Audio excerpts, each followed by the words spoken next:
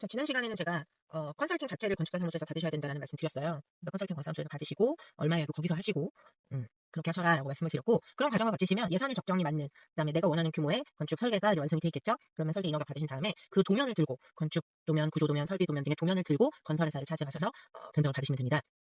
오늘 그래서 견적 받는 방법을 좀 말씀드릴 건데요. 건설회사는 적어도 3군데 이상의 견적을 받으셔야 돼요. 적어도 3군데 이상. 그럼 인터넷을 찾으셔도 좋고, 박람회를 가셔도 좋고, 아니면 집 근처, 회사 근처, 아니면 공사할 곳의 근처에 있는 건설회사를 찾으셔도 좋고, 전 견적 받으실 게 없으시면 건축사 사무소에 좀 부탁을 하시면 아마 평소에 알고 지내던 건설회사나 아니면 준공 상태가 양호했던 곳들을 좀 추천을 해주시겠죠. 그렇게 해서 한 3군데 이상의 견적을 받으세요. 그 다음에 견적을 선택을 하실 때 상중하를 기준으로 말씀을 드리면, 하는 걸리시는 겁니다. 하는. 싼 거는 비지떡이에요. 싸고 좋은 건 세상에 없습니다.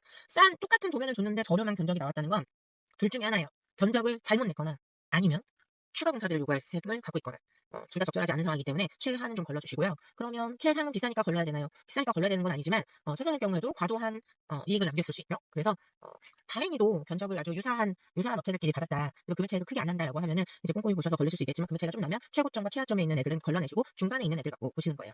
중간에 있는 애들 보실 때 또 뭘 보셔야 되냐면, 내가 시공하려고 하는 내 건물과 유사한 건물을 많이 지어봤는지, 그게 또 중요해요. 뭐냐면 건축사 사무소나 건설회사나 못하는 건물은 없습니다. 뭐 전문이라서 나는 이건 잘해? 잘해는 있어요. 잘해는 있는데 못하는 건물은 없어요.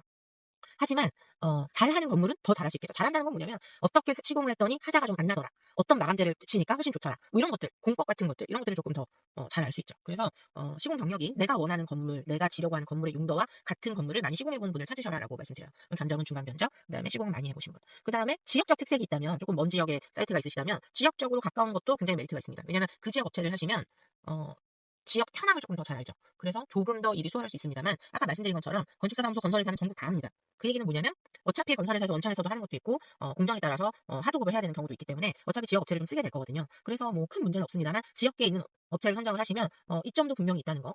그리고 이제 가장 많이 말씀하시는 건데, 그 건설회사 사장님이랑 좀 직접 얘기를 좀 하시고요. 사장님이랑 건축주랑 마인드가 조금 맞아야 돼요. 자주 미팅할 수 있어야 되고, 내가 건물을 짓는데 여러분 건물 평생에 한두 번 지으시겠어요? 업자가 아닌 이상?